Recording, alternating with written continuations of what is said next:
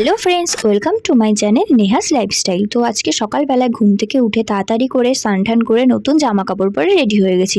আজকে যা যা করবো তোমাদের সঙ্গে শেয়ার করবো, তো চলো পুরো ভিডিওটা দেখতে থাকো।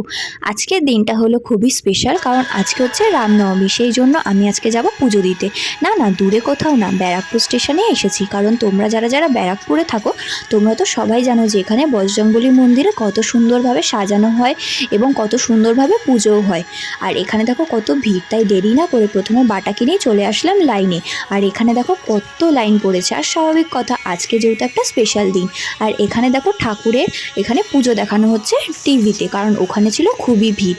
তো দাঁড়িয়ে দাঁড়িয়ে লাইভ শোতে ঠাকুরের পুজো দেখছিলাম। আর এখানে কিন্তু দাঁড়াতে একটুও কষ্ট হচ্ছিল না, কারণ বাস দিয়ে ভালোভাবে ঘেরা ছিল আর পাখারও ব্যবস্থা ছিল। আর আমাদের পেছনে দেখো কত লাইন পড়ে গেছে। তো একটু একটু করে প্রায় 3 ঘন্টা লাইনে দাঁড়ানোর পর আমি মন্দিরে প্রবেশ করলাম। আর আজকে আমি আর ভাই দুজন মিলে এসেছি পুজো দিতে। তো আজকের দিনটা আমি প্রত্যেক বছরই পুজো দিয়ে থাকি। আর তোমরা যারা যারা ব্যারাকপুরে থাকো কে কে আজকের দিনে পুজো দিয়েছো আমাকে কিন্তু অবশ্যই কমেন্টে জানিও। তো একটু একটু করে ঠাকুরের সামনে এগিয়ে গেলাম।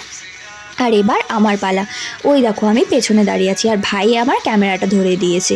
তো আমি ঠাকুরের কাছে আগে পুজোটা দিয়ে নিলাম, এবার তারপরে বেরিয়ে গেছি। এইবার আমি ঠাকুরের সামনে দেখাবো ঘিয়ের প্রদীপ। আমি প্রত্যেক বছরই ঘিয়ের প্রদীপ দেখাই। ঘিয়ের প্রদীপ আর ধূপকাঠি কিনে নিলাম। এবার এখন আমি আর ভাই ঘিয়ের প্রদীপ আর ধূপকাঠিটা দেখিয়ে নিলাম। আর আজকে দেখো কত কেউ ঘিয়ের প্রদীপ দিয়েছে, আর দেখতেও লাগছে কি সুন্দর। তারপরে এখানে একটুখানি দাঁড়িয়ে দাঁড়িয়ে পুজোটা দেখে নিলাম। এখানে সব পুজো দিচ্ছে, কত সুন্দর লাগছিল। আর তারপরে দেখলাম এখানে দিচ্ছে ঠান্ডা ঠান্ডা জুস। জুস মানে একটা শরবতের ব্যবস্থা করেছিল। আর তারপর চলে আসলাম বাজার কলকাতাতে। আর এখানে আসার একটাই কারণ, আমার ভাইয়ের একটা জার্সি কেনার ছিল। এই দেখো জার্সিটা, ও এই জার্সিটা কিনেছে, অনেক দিন ধরেই বলছিল লাগবে লাগবে, তাই ভাবলাম আজকেই ওকে কিনে দিই।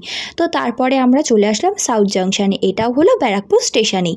তো ভাবলাম যে অনেকক্ষণ তো বাইরে আছে, খিদে পেয়ে গেছে, একটু কিছু খেয়ে নিই। কিন্তু আজকে যেহেতু পুজো দিয়েছি তাই আজকে পুরো খাবারটাই খাবো নিরামিষ। তো আমরা এই জন্য নিয়ে নিয়েছি একটা পনির মশলা ধোসা। আমি প্রথমেই কথা বলে নিয়েছি এখানে কিছু আমিষ নেই।